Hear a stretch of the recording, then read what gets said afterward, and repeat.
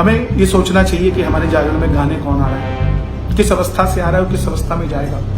क्या वो वैष्णो है जो वैष्णो देवी का भजन कर रहा है? उसको हिंदू मुस्लिम पर जोड़ दिया गया। समझदार लोग, सूझवान लोग, सनातनी लोग समझ रहे हैं इस बात को, सपोर्ट में आ रहे हैं, मैं उनका भी धन्यवाद करता हूँ। और जो नहीं आ रहे, वो आज नहीं, अगली पीढ़ी नहीं, उससे अगली पीढ़ी, एक दिन तो आपकी भी आने वाली पीढ़ियों को समझ आ जाएगी। चलो, हमें नहीं आती। पहली बात तो म्यूजिशियंस जितने हैं, मैं सबको प्रणाम करता हूँ और हमारा परिवार है। अगर आपको किसी चीज़ का बुरा लगा है तो आपसे माफ़ी मांगते हुए मुझे 1% भी तकलीफ नहीं है और ना होगी। कोई रिकॉर्डिंग वायरल होने की तो सबकी अपनी अपनी मानसिकता है। साहब, किसी भी तरीके की TRP लेने के लिए कोई कुछ भी कर सकता है। हम अपनी बात कर जाते हैं, हम जाकर नहीं किसी को तंग करते। नमस्कार, जय सिया राम। आप एक चर्चा छेड़ेंगे तो आपकी 3 चर्चाएं छिड़ जाएंगी, ये सत्य है और ये मुझे मालूम भी था, लेकिन मैं आज भी अपनी बात पे अडिग हूं। वो चर्चाएं जो और छिड़ी उस पर भी बात कर रहा हूं और जो चल रही है उस पर भी बात कर रहा हूं। मैंने पूजा पद्धति की बात की थी कि जागरण के अंदर हमें नियमावली से काम करना चाहिए। कुछ नियम है, कुछ थीम है, जिसके चलते हमें ये सोचना चाहिए कि हमारे जागरण में गाने कौन आ रहा है, किस अवस्था से आ रहा है और किस अवस्था में जाएगा। क्या वो वैष्णो है जो वैष्णो देवी का भजन कर रहा है? उसको हिंदू मुस्लिम पर जोड़ दिया गया। क्या ये सही है? अपने आप को छुपाने के लिए बहुत अच्छी चीज है ये कि जैसे ही कोई छेड़े तो उसको हिंदू मुस्लिम पर ले आओ, लेकिन समझदार लोग, सूझवान लोग, सनातनी लोग समझ रहे हैं इस बात को, सपोर्ट में आ रहे हैं, मैं उनका भी धन्यवाद करता हूँ।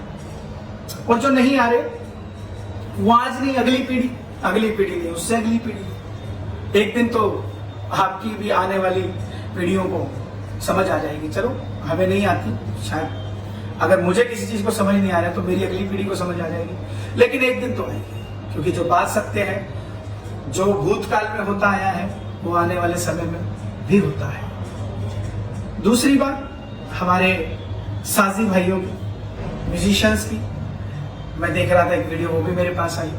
उनको उन्होंने क्लिप दिल्ली की, पंजाब की नहीं है शायद, दिल्ली की है, और उसमें मैं कह रहा हूँ कि पीछे जो ऑडियंस खड़ी है, आप बैठ जाइए, नहीं तो अगले जन्म में आपको भी साज वाला बनना पड़ेगा और पीटते रहना। पहली बात तो म्यूजिशियंस जितने हैं, मैं सबको प्रणाम करता हूँ और हमारा परिवार है। अगर आपको किसी चीज का बुरा लगा है तो आपसे माफी मांगते हुए मुझे 1% भी तकलीफ नहीं है और ना होगी, क्योंकि गोस्वामी तुलसीदास जी ने भी कहा है, ढोल गवार शुद्ध पशु नारी सकल ताड़ना के अधिकारी। ढोल को बोलने से नहीं बजता, उसको पीटना पड़ता है। तो हमने जो सुना, जो संतों से सुना, उन्हीं शब्दों को हम कीर्तन में यूज करते हैं। और वहां भीड़ बहुत ज्यादा थी, मैंने 20 बार पब्लिक को बोला कि बैठ जाइए, नहीं बैठे। तो ढोल के पीछे थे, तो ढोल वाला अक्सर बोलता कि डगा लग जाएगा किसी के, तो किसी के चोट लग जाए तो वो पिटता रहता, क्या फायदा।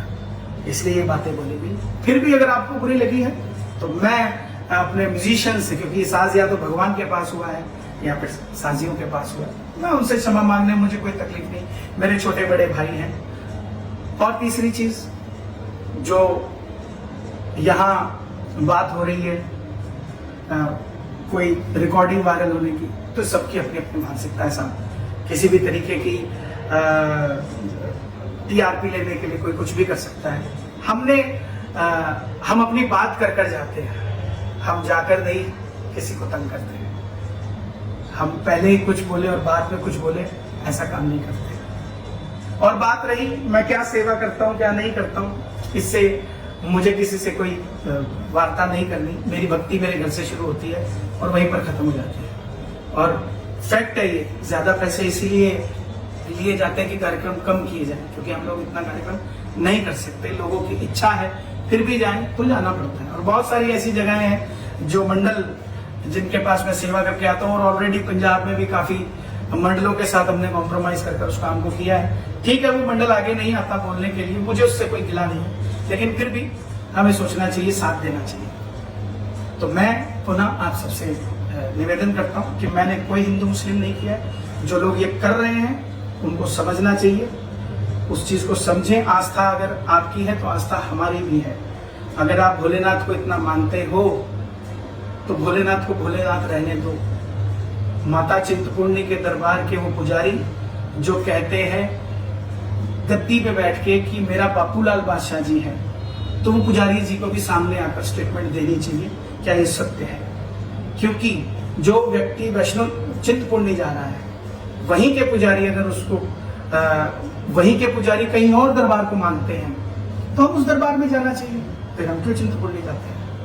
तो वो पुजारी जी को भी आगे आना चाहिए और इस बात का खंडन होना चाहिए। कब तक पहले बोलते रहो फिर माफिया मांगते रहो, ऐसा नहीं होना चाहिए। धर्म के लिए व्यक्तिगत कोई बात है, माफी मांगने में कोई तकलीफ नहीं होती, लेकिन जब एक धर्म, एक समाज, एक पंथ के बारे में बात हो रही हो तो उसकी क्लैरिफिकेशन होनी चाहिए। मैंने ईसाई धर्म को मेरी किसी बात से ऐसा लगा कि मैंने कहीं ना कहीं उनका मजाक, उनको लगा कि मैंने मजाक बनाया, तो मैंने क्लैरिफिकेशन की वीडियो उसी समय डाली, उसकी क्लैरिटी हो, कोई भी चीज हो, क्योंकि धर्म सब बराबर है, कोई छोटा बड़ा नहीं है। मैंने पूजा पद्धति से शुरू किया था, लेकिन कहते हैं ना एक उंगली आगे करेंगे तो तीन आपकी तरफ है, तो आएंगी, लेकिन हम अडिग हैं। हम फिर से यही कह रहे हैं कि पूजा पद्धति की बात हो रही है, कोई हिंदू मुस्लिम की बात नहीं हो रही।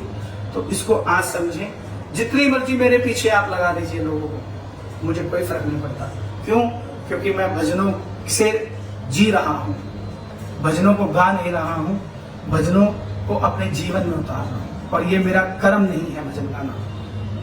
मुझे ठाकुर जी ने सेवा दी हुई है तो मैं गा रहा हूं। मेरा कर्म सिर्फ और सिर्फ सुबह उठना और भगवान के लिए चल पड़ना है।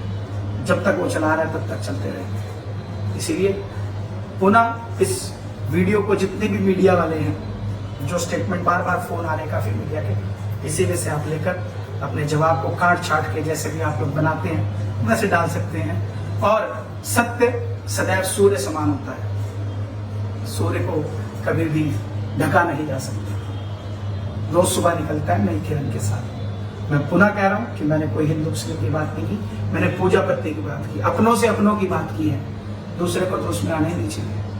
बाकी ठाकुर जी की मर्जी। जय श्री राम।